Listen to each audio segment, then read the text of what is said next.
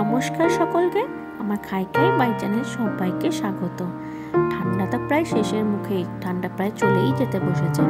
এখনই খুব গরম লাগতে শুরু করেছে, সামনেই তো গরমকাল। তো গরমের জন্য আমাদের ভালো স্বাস্থ্যকর খেতে হবে, পেটকেও ঠান্ডা রাখতে হবে। তো আজকে আমি বানাবো কাঁচা পেঁপের ঘন্ট। তো প্রথমে আমি পেঁপেগুলোকে কুড়িয়ে নিয়েছি গ্রেটার দিয়ে।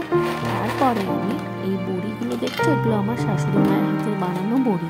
উনি বিউলির ডালে বেটে বড়ি দিয়ে গেছেন।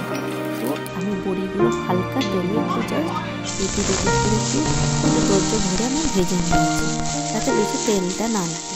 তারপরে আমি করে আলু কেটে নিয়েছি, তেলের মধ্যে একটু জিরে গোটা সাদা জিরে ফোড়ন দিয়ে আলুগুলো দিয়ে আমি একটু হালকা আলুগুলো একটু ভাজা করে নেব।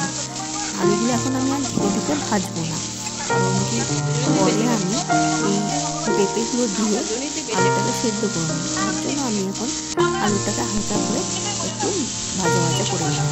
তারপরে এই যে প্লেট করে রাখা পেঁপে সেটা আমি দিয়ে খুব এর মধ্যে আমি একটু নুন দিয়ে দিলাম, একটু নুন দিয়ে একটু হলুদ গুঁড়ো দিয়ে খুব ভালোভাবে একটু নাড়াচাড়া করে নেব। নাড়াচাড়া করে নেওয়ার পরে আমি দুটো কাঁচা লঙ্কা এর মধ্যে একটু চিড়ে কাটিয়েও দিতে পারো, কাঁচা লঙ্কা এর মধ্যে অ্যাড করে দেবো। এটাতে আর কোনো মশলা এক্সট্রা মশলা লাগে না। বন্ধুরা আর একটা কথা বলে রাখি, এই শীতে হয়তো বাঁধাকপি পাওয়া যায়, অনেকের হয়তো বাঁধাকপি খাওয়াটা মানা থাকে, যেমন থাইরয়েডের যাতে থাকে, তখন ডাক্তাররা বলে যে বাঁধাকপি খেতে হয়।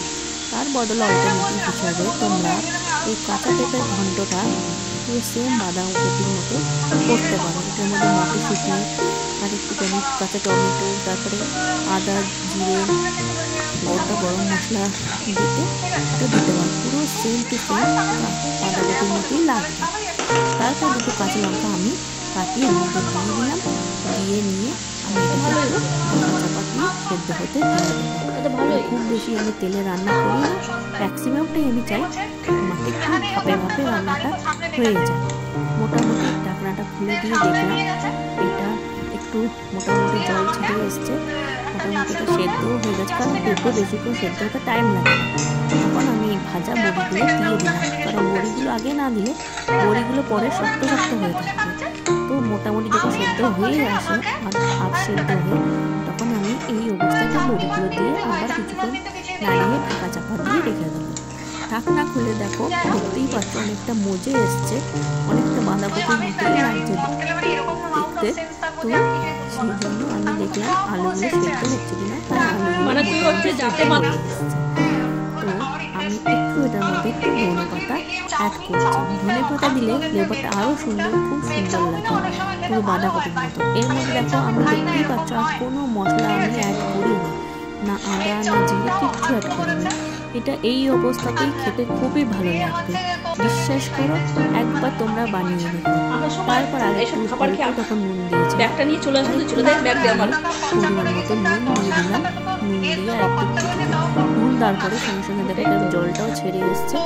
নুন দিয়ে আর 1 চামচের মতন চিনি দিয়ে আবারও খুব ভালো মতো একটু মিশিয়ে নেব। মিশিয়ে নিয়ে ঝাল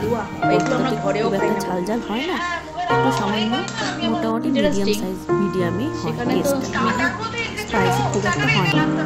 তারপর 1 চামচের মতো ঘি দিয়ে দিয়েছি, ঘি দিয়ে আবার একটু ভালো মতন নাড়িয়ে রেখেছি, যাতে ঘিয়ের গন্ধটা এর মধ্যে থেকে যায়। তারপর একটু নাড়িয়ে নিয়ে আমি এটা একটা বাটিতে আমি তুলে নেব। দেখো কত সুন্দর পুরো মশলায় কোনো ঝামেলা নেই, গরমে খেতে সুস্বাদু, বাচ্চারাও খেতে পারবে, শরীরের পক্ষে ভালো, বাচ্চা বুড়ো সবাই খেতে পারবে। একবার অবশ্যই ট্রাই করে জানাবে।